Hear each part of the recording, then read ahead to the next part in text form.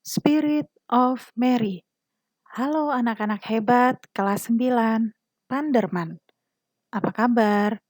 Semoga semua dalam kondisi yang sehat dan terus semangat. Nah, beberapa minggu ini kita kan sudah membahas tentang sekolah lanjutan. Semoga kalian akan mendapatkan gambaran ya tentang studi lanjut mana yang kalian pilih, jurusan apa yang akan kalian tempuh.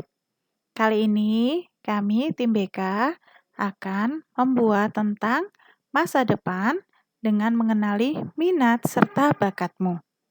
Mari kita bahas bersama. Yang pertama, pengertian bakat. Bakat itu apa sih?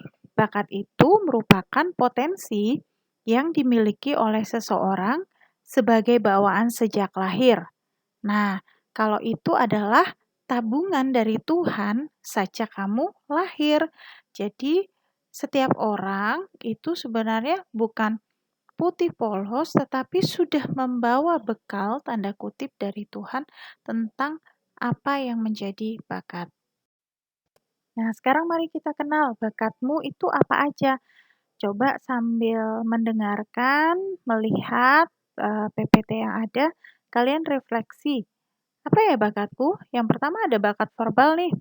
Bakat verbal itu tentang konsep-konsep yang diungkapkan dalam bentuk kata-kata. Nih, pas yang menjadi contoh adalah penulis Laskar Pelangi yang kemudian dia punya kemampuan membuat konsep, menuliskannya, dan kemudian menjadikannya sebuah buku. Nah, mungkin ada yang sudah menonton film Laskar Pelangi? Baik, yang kedua adalah bakat numerikal. Numerikal itu kayak gimana sih? Tentang konsep-konsep dalam bentuk angka. Ya, kalau kalian lihat, kayak misalnya punya kemampuan numerikal itu yang pintar menghitung matematika, seperti itu. Ya. Lalu yang berikutnya adalah bakat skolastik. Nah, ini mungkin agak-agak asing ya. Apa sih skolastik? Skolastik itu kombinasi kata-kata itu pakai logika ya ngomongnya ya, dan angka-angka.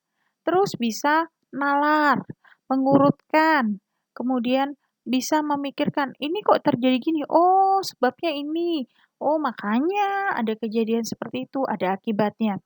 Kemudian menciptakan hipotesis atau analisa yang bagaimana mencari keteraturan konseptual. Ini kok seperti ini. Oh, jadi kalau besok, contoh ya, kalau besok aku belajar, aku nggak akan belajarnya sampai larut malam atau SKS sistem kebut semalam. Nah, kamu berusaha untuk mencari alur-alur, kenapa sih kok aku ngantuk, kenapa sih nilaiku PTS kemarin nggak maksimal.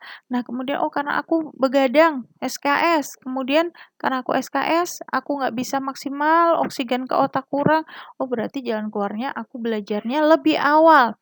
Aku akan tidur siang, aku akan menggunakan waktuku dengan baik, tidak banyak bermain gadget. Nah itu bakat skolastik.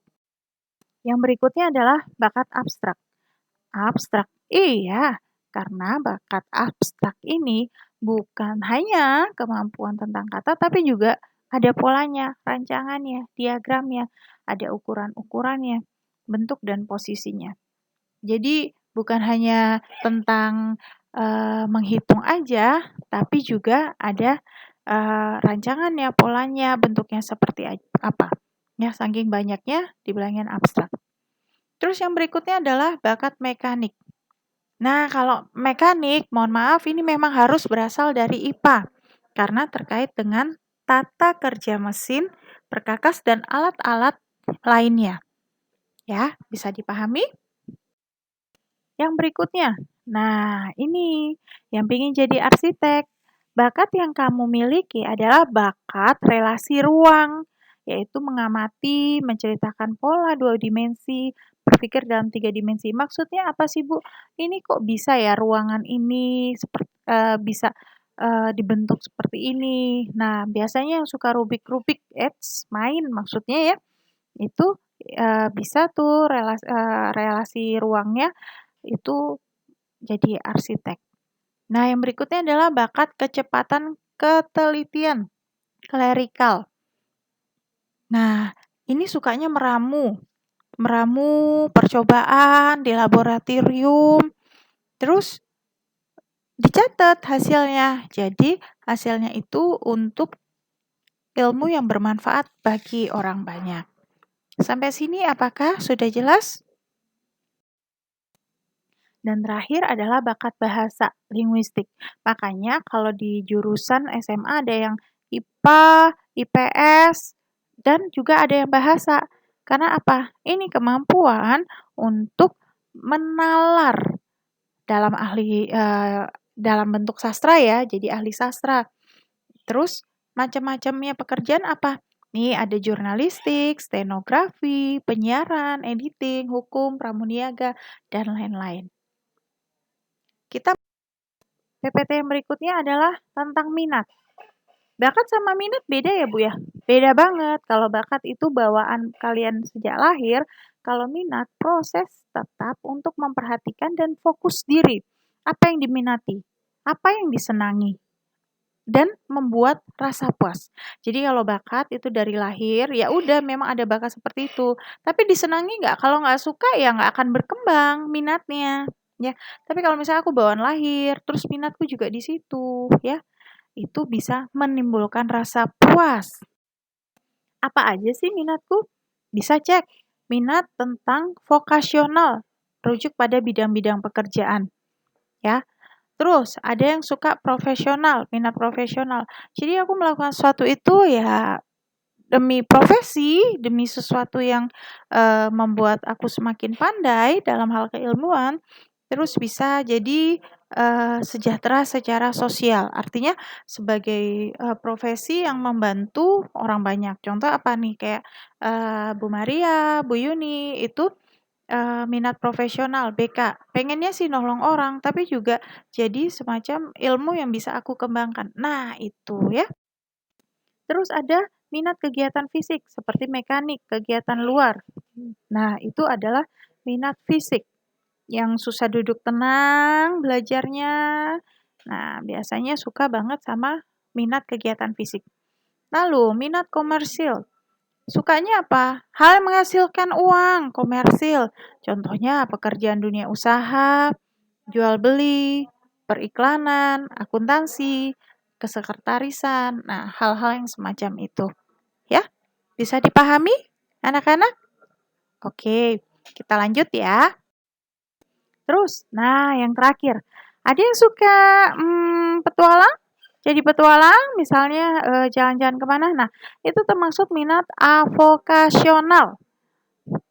Dia memperoleh kepuasan dari hobinya. Nah, contohnya yang di TV-TV itu juga, jadi bisa puas, hobi, terus bisa menghasilkan uang juga, ya. Baik, masuk yang berikutnya. Faktor-faktor pendukung minat dan bakat itu apa? Yang pertama tadi ya, sudah kami sampaikan tadi, faktor intern, yaitu faktor bawaan, genetik. Dilihat dong orang tuanya apa, oh kebanyakan keluarga saya adalah pengajar. Oh iya makanya saya suka ngajar, saya pingin cita-citanya jadi dosen. Nah nggak heran. Atau faktor kepribadian, saya introvert Bu, saya susah untuk ngomong tapi saya enak untuk nulis. Nah bisa jadi kalian akan menjadi penulis hebat atau editor di sebuah majalah atau jadi hal-hal yang terkait kepribadian kamu, ya. Jadi nggak usah maksain kayak orang lain, tapi lihat dirimu, lihat passion-mu. Nah, ada lagi nih faktor ekstern, faktor lingkungan, keluarga, teman, sekolah. Kebanyakan dari kalian adalah ngelihat temen ya. Aduh temenku lagi usaha online gini, aku juga tapi kok aku nggak hoki ya? Ya mungkin itu bukan minat bakatmu, tapi lihat teman. Tapi ada juga, aku hoki terus loh, padahal keluargaku nggak ada yang dagang loh.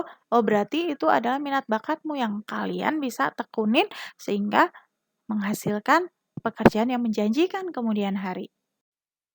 Cara ngembanginnya, Bu, gimana? Nih, beranikan dirimu. Untuk apa? Coba sesuatu yang benar, bukan sesuatu yang salah.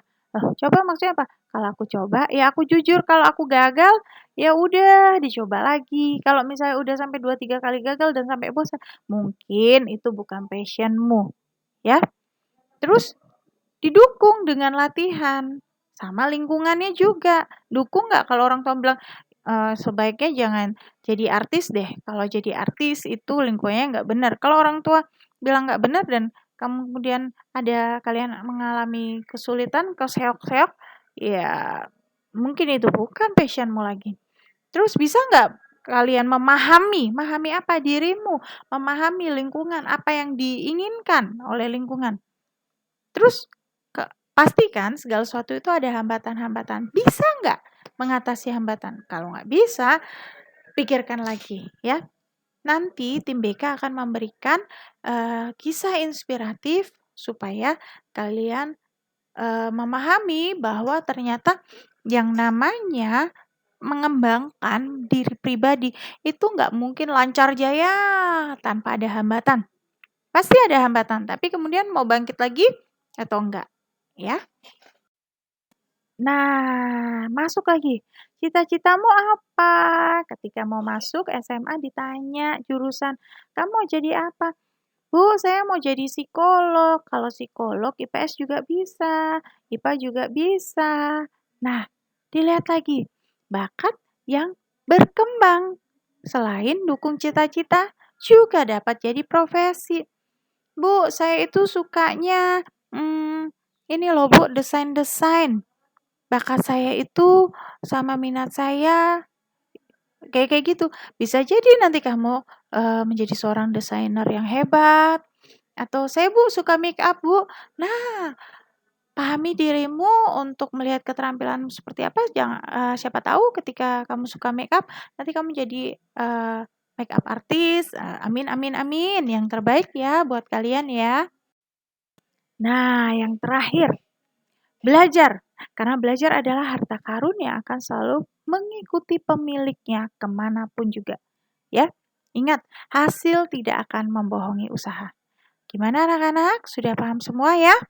Tetap semangat, Tuhan memberkati. Spirit of Mary.